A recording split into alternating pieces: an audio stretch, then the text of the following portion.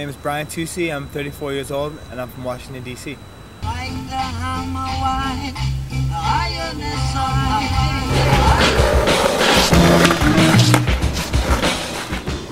Well, I guess I don't really have one particular favorite city, but city environment is definitely where I feel most comfortable. Just, you know, throwing your board down on some smooth ground is like the best feeling in the world. And just cruising through traffic or bombing a hill, there's no feeling like that. I mean,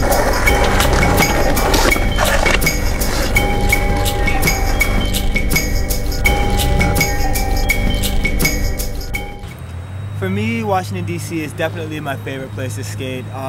It's the type of place where there aren't so many skateboarders that you can get lost in a big battle for supremacy or competition. Everybody there skates together. It's kind of a family-oriented thing. It's not really clique-oriented, but I've skated there most of my life and have never really had any troubles. I mean, other than you know, getting busted a couple times, but whatever. It's skateboarding. That's going to happen in any urban area. You're going to have to contend with that, but I mean, I've traveled to San Francisco. It's definitely different as far as the hills and the terrain.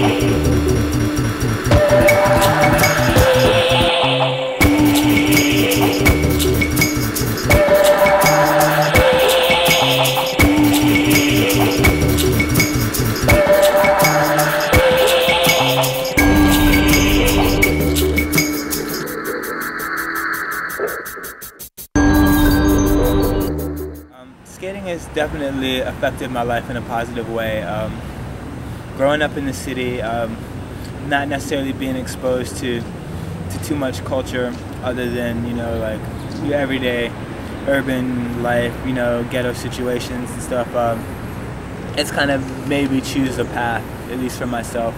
I wasn't really trying to be involved in all that, and also in a lot of ways I really wasn't accepted just because I skateboarded. So for me it was always just like, okay, I'm gonna do the skateboarding thing. Like, you know, it's brought me to other choices too. Like, you know, it's made me understand music, it's made me discover art, it's made me discover, you know, just self-awareness and knowing that, like, you know, I have control over my life and control over the things I want to accomplish. If I see another skateboarder on the street, it's almost like an instant kinship in that we share a certain experience. Maybe have never skated together, or you know, maybe they've seen me in a video or something like that. It's almost like some sort of commonality that, like, you know, we can identify with the same struggle in that sense. Like, you know, we all always getting kicked out by the cops, always getting run off of spots. So in that there's kind of like a brotherhood, and you know, kind of like an unwritten bond.